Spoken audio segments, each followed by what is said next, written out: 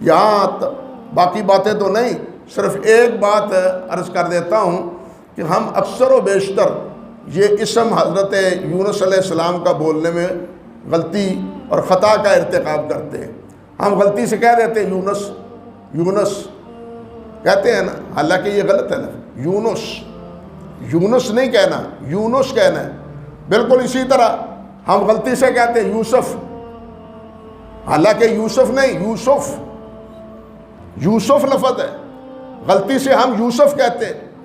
حتیٰ کہ ہم غلطی سے نبی علیہ السلام کا نام بھی لیتے ہیں، احمد کی بجائے احمد، احمد کی جگہ احمد۔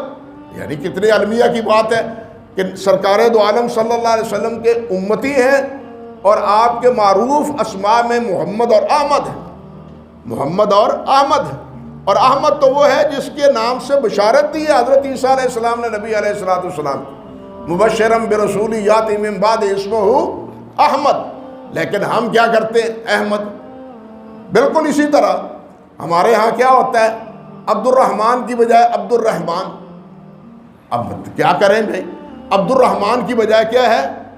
عبد الرحمن۔ بر رے کے نیچے زیر تمہیں کس نے پڑھا دی ہے؟ اکثر آپ پڑھے دیکھیں گے، عام آدمی نہیں، مولوی صاحبان بھی، اللہ تبارک و تعالی، وہ تبارک الذی بیدہ الملک تبارک ہے یا تبارک ہے؟ لفظ کیا بولیں گے؟ اللہ تبارک و تعالی۔ نوٹ کریں آپ بھی، یعنی یہ عام آدمی نے، مولوی صاحبان بھی یہی کہتے ہیں، اللہ تبارک و تعالی نے فرمایا، غلط ہے، اللہ تبارک و تعالی نے فرمایا۔ رے پہ زبر ہے، رے کے نیچے زیر نہیں ہے۔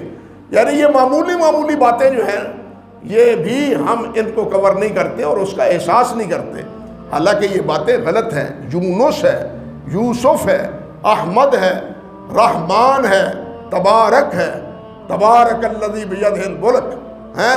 ہم پڑھتے تو قرآن مجید میں یہ ہے، لیکن جب بولیں گے تو کہیں گے اللہ تبارک و تعالی، پتہ نہیں یہ تبارک کس نے پڑھا دیا ہے، حالانکہ قرآن مجید میں یہ لفظ آیا ہے۔ تو اللہ سبحانہ و تعالیٰ اس قسم کی ہماری کوتاہیاں اور غلطیاں، ان کی اصلاح کی ہمیں توفیق عطا فرمائے اور ہم اپنی اصلاح کر پائیں۔ اصلاح میں ہی خیر و برکت ہے، اور اس کی توجیحات کے پیچھے پڑنا یا اس میں کیا حرج ہے؟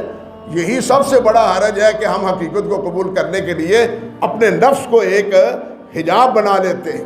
اللہ سبحانہ و تعالی اس خو سے اور اس خصلت سے ہمیں محفوظ رکھے۔ اللہ تعالیٰ صحیح سمجھنے، صحیح بولنے اور صحیح عمل کرنے کی اللہ توفیق بخشے۔ وآخر دعوانا ان الحمد للہ رب العالمین۔